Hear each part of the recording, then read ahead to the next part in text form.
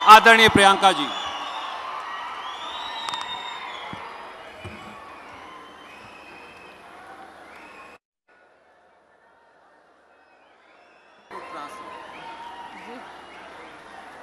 ಎಲ್ಲರಿಗೆ ನಮಸ್ಕಾರ।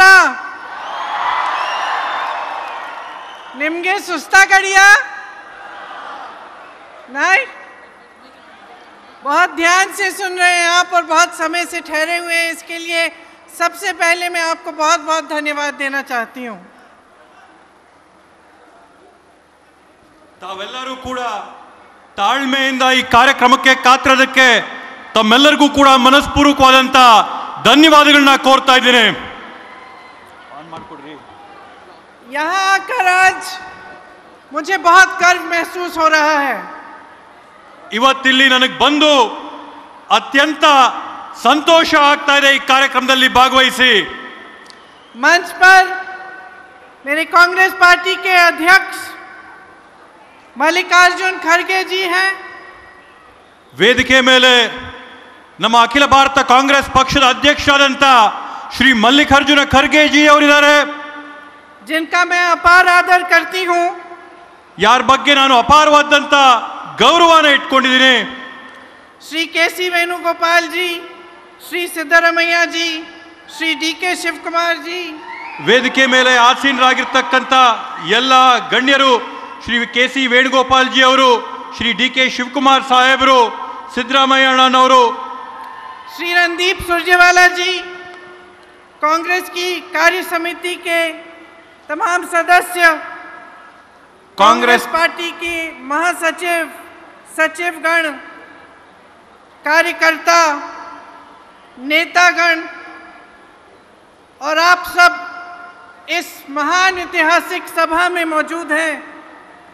ವೇದಿಕೆ ಮೇಲೆ ಆಸೀನರಾಗಿರ್ತಕ್ಕಂಥ ಎಲ್ಲ ಗಣ್ಯಾತಿ ಗಣ್ಯರು, ಕಾಂಗ್ರೆಸ್ ಪಕ್ಷದ ಎಲ್ಲ ಹಿರಿಯ ಮುಖಂಡರುಗಳು, ನಾಯಕರು, ಕಾರ್ಯಕರ್ತರು, ವಿಶೇಷವಾಗಿ ಇಲ್ಲಿ ಬಂದಿರತಕ್ಕಂಥ ಕರ್ನಾಟಕ ರಾಜ್ಯದ ಮೂಲೆ ಮೂಲೆಗಳಿಂದ ಕಾಂಗ್ರೆಸ್ ಪಕ್ಷದ ಕಾರ್ಯಕರ್ತರು, ತಮ್ಮೆಲ್ಲರಿಗೂ ಕೂಡ ನಾನು ಅನಂತ ಅನಂತ ಅಭಿನಂದನೆಗಳನ್ನ ಸಲ್ಲಿಸ್ತೀನಿ। मैं आप सबका बहुत बहुत स्वागत करती हूँ और एक बार फिर धन्यवाद देती हूँ कि आप सब बैठे रहे हैं और ध्यान से सुन रहे हैं। देखिए, ये जो धरती है आपकी, इस धरती पर पूरे देश के देशवासियों का गर्व है। ಈ ಒಂದು ಬೆಳಗಾವಿಯ ಪುಣ್ಯ ಭೂಮಿ ಏನಿದೆ, ಈ ಒಂದು ದೇಶದ ಬೆಳಗಾವಿಯ ಪುಣ್ಯ ಭೂಮಿ ಈ ಭಾರತ ದೇಶದ ಹೆಮ್ಮೆಯ ಭೂಮಿ ಆಗಿದೆ। कांग्रेस पार्टी और उसके सदस्यों के लिए ये एक पवित्र भूमि है। ಕಾಂಗ್ರೆಸ್ ಪಕ್ಷ ಮತ್ತೆ ಅದರ ಎಲ್ಲ ಸದಸ್ಯರಿಗೆ ಈ ಬೆಳಗಾವಿಯ ಭೂಮಿ ಪವಿತ್ರವಾದಂತಹ ಭೂಮಿ, ಪುಣ್ಯ ಭೂಮಿ ಆಗಿದೆ। यहाँ श्री लोकमान्य तिलक जी ने होम रूल लीग का आंदोलन शुरू किया। ಇಲ್ಲಿ ಲೋಕಮಾನ್ಯ ಬಾಲ್ ಗಂಗಾಧರನಾಥ್ ತಿಲಕ್ ಅವರು ಅವರ ಚಳುವಳಿಯನ್ನ ಬೆಳಗಾವಿಯ ಪುಣ್ಯ ಭೂಮಿಯಿಂದ ಪ್ರಾರಂಭ ಮಾಡಿದ್ರು। और यहीं पे 100 साल पहले महात्मा गांधी जी ने कांग्रेस अध्यक्ष का पद संभाला। ಅದೇ ರೀತಿಯಲ್ಲಿ ಇದೇ ಪುಣ್ಯ ಭೂಮಿಯಲ್ಲಿ ಒಂದು ಶತಮಾನದ ಹಿಂದೆ, 100 ವರ್ಷದ ಹಿಂದೆ ಮಹಾತ್ಮ ಗಾಂಧೀಜಿ ಅವರು ಅಖಿಲ ಭಾರತ ಕಾಂಗ್ರೆಸ್ ಪಕ್ಷದ ಅಧ್ಯಕ್ಷತೆಯನ್ನು ಕೂಡ ಬೆಳಗಾವಿಯಲ್ಲಿ ವಹಿಸಿದ್ರು।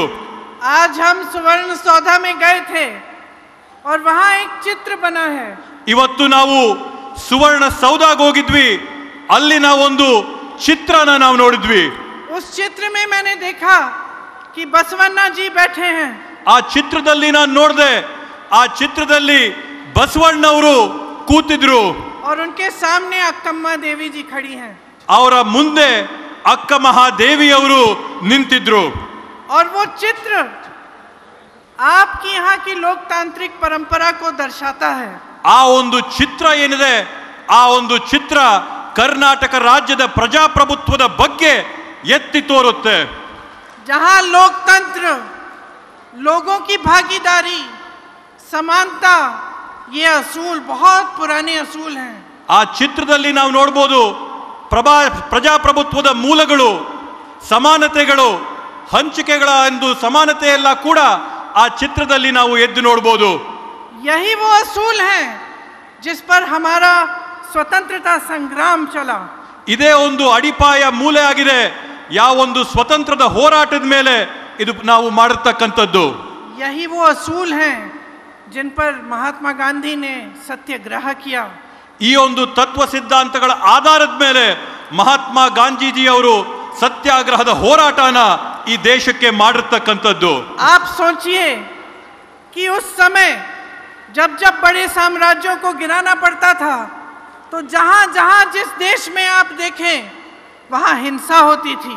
ತಾವು ನೋಡಿ ಹಿಂದಿನ ಕಾಲದಲ್ಲಿ ಯಾವುದಾದ್ರೂ ಒಂದು ದೊಡ್ಡ ಸಾಮ್ರಾಜ್ಯನ ಕದಡಬೇಕಂದ್ರೆ ಬೀಳಿಸ್ಬೇಕಂದ್ರೆ ಅದರಲ್ಲಿ ದೊಡ್ಡ ಮಟ್ಟದಲ್ಲಿ ಹಿಂಸಾಚಾರ ಆಗ್ತಾ ಇತ್ತು, ರಕ್ತ ಹರಿತಾ ಇತ್ತು, खून की नदियां बहती थी, ರಕ್ತದ ನದಿಗಳು ಸಮುದ್ರಗಳು ಹರಿತಾ ಇದ್ವು.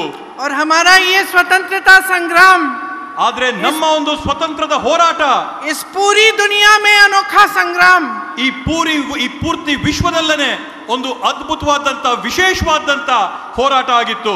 जो सत्य और अहिंसा के आधार पर लड़ा गया.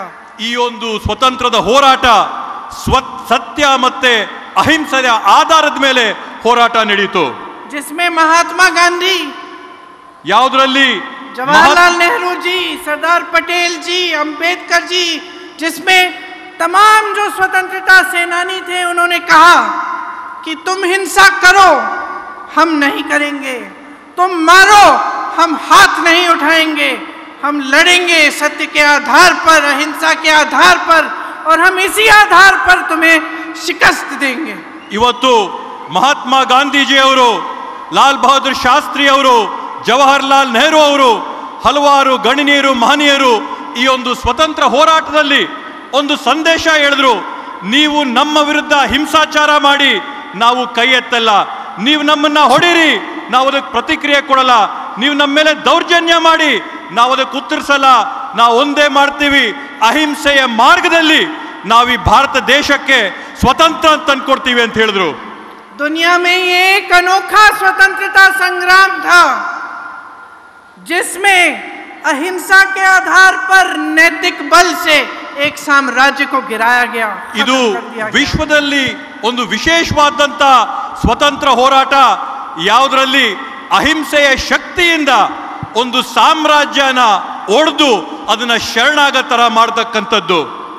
और इसी संग्राम से जब हमारा देश स्वतंत्र हुआ तब इसी संग्राम से जो मूल थे, जो आधार थे, जो उभरे, उन्हीं पर आधारित बाबा साहेब जी की अगुवाई में, पंडित जवाहरलाल नेहरू जी और बाकी सब नेताओं की अगुवाई में ये हमारा संविधान बना.